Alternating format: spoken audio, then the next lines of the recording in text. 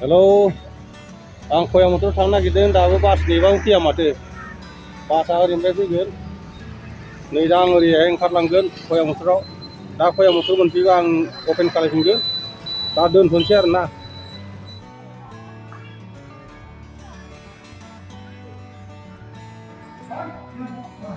खाथियावबा बारा मोजां नङा एसे गोजाननिफ्राय लाना आङो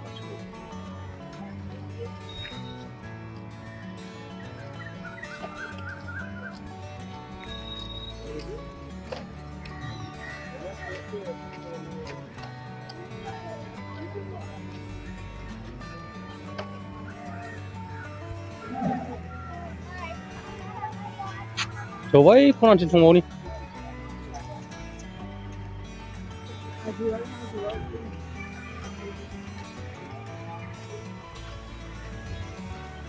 बादालिलै सयथिबो सानफा माफा जागौमोन आसामाव मोनबा मासनि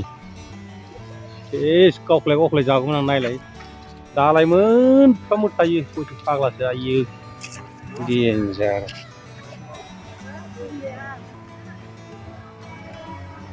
ओइ खनाथिं थांनि र'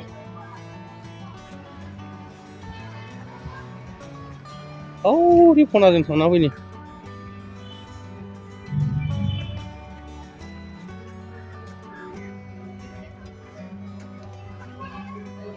बेजों दै गजोमोमोन बे पाइपजों नोगोद समायना नुयोमोन गोदो मबाइल गिदिर लायाखैमोन ना होमबाबो बिदि दामि मबाइल नङामोन टेम्प'आरि फिसामोन बेनिखायनो बानायलाबायाखैमोन ओरैनो दा थायै थानानै ओरैनो टाइम पास बयबो नायथों होननानै साउथ इन्डियानि तामिलनाडु खयामथुरनि माबाफोरखौ देखायहरनो होननानै माबाबाय आरोना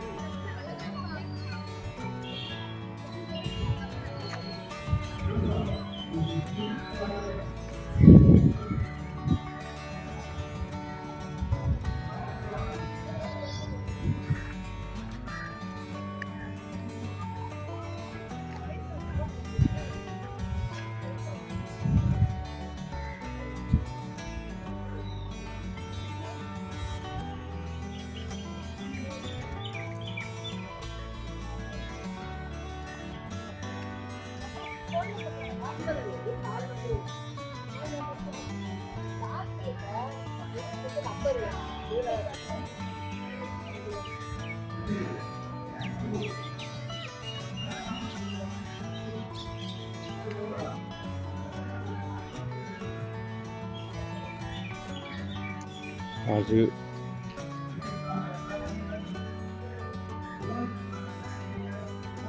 नै दावराय गोथाङानो दङ बेयाव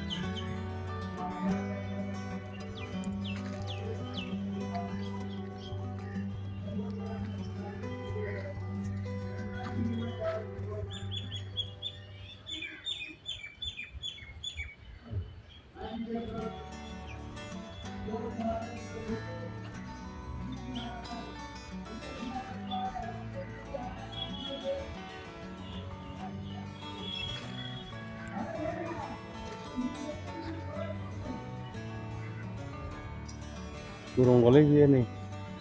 माबा माबि थायोमोन गोदो मा होनदों गोदो बायदिसिना दोनग्रामोन ओइथिंबो हनै दर दंलायलायो सिङाव सुरंगआव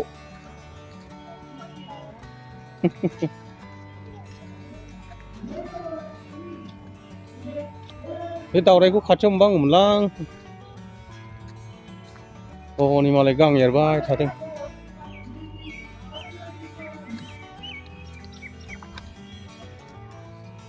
ओइ दावराया ओइनि सिंजोंसो नुग्रा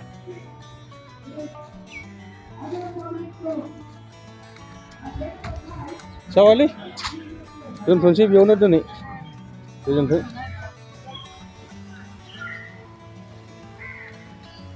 नुदों बेफोराव बुस्थु बानि दोनजोबोमोन आरो नै मोख्राल' दङ ओमफ्राय ओरैनो दाउ फिसा फिसौ दाउ दं बादालि हले बादालिलै नोगोद बादालि दंखायो बे मोख्रा न'मोन मोख्रा दोनग्रा ओरै थांनायनि देखायनि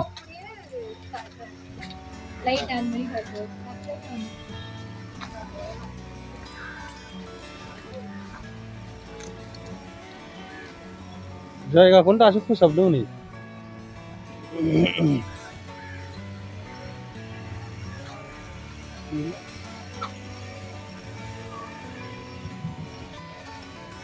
हाब्लागासिनो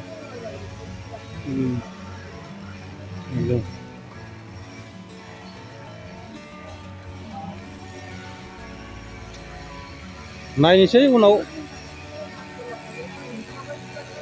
उनाव नायनोसै देखायहरफिनगोन आं जिनिसफोरखौ लाबोजोबबा फुरा माबायोबा नै बेफोर दंमोन आरो बेफोर दाबो दं बेयाव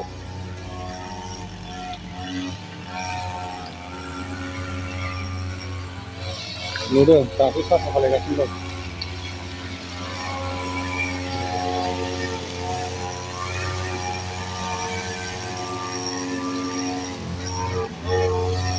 बिराद मानसि जायोलै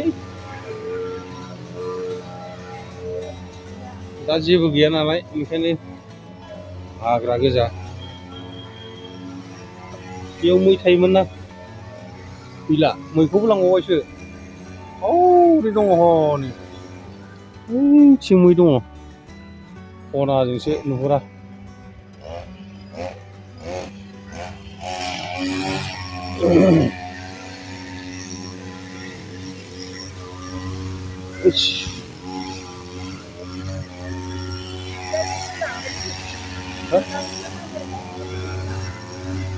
माथो दङब्रा जोंनावबो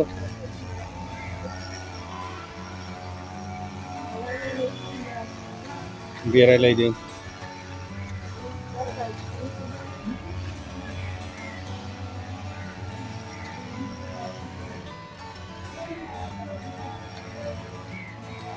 बिबार बागान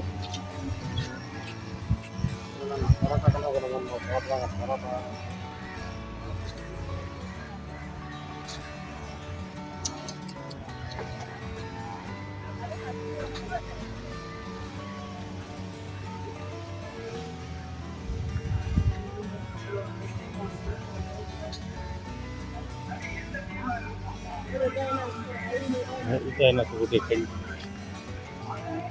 बे दैयाव ओमफ्राय फैयो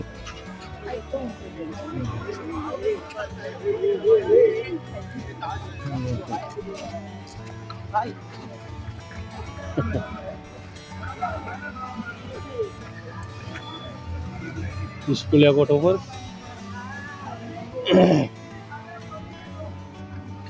गैया बिसोरा जुनारफोर गैयैखायनो फैनो मोनाखै ओरै न'फ्रा नायखौ नायहरलाबायदो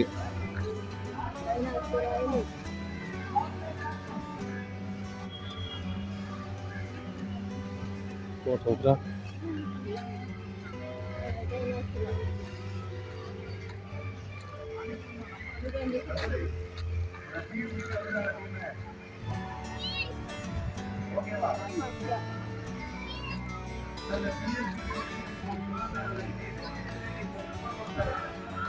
खाथि थांलां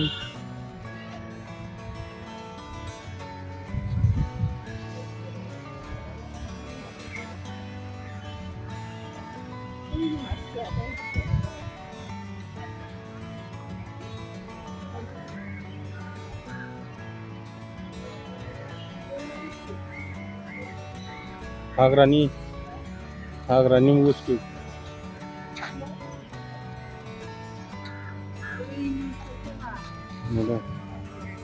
बेफोर गासिनो दंजोबोमोन आरो बेयाव जेसेबां बुस्थु दं बे दंजोबोमोन आरो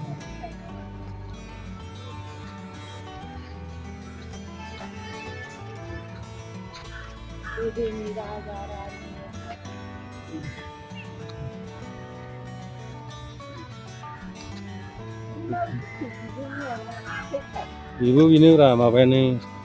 डाइनासरानो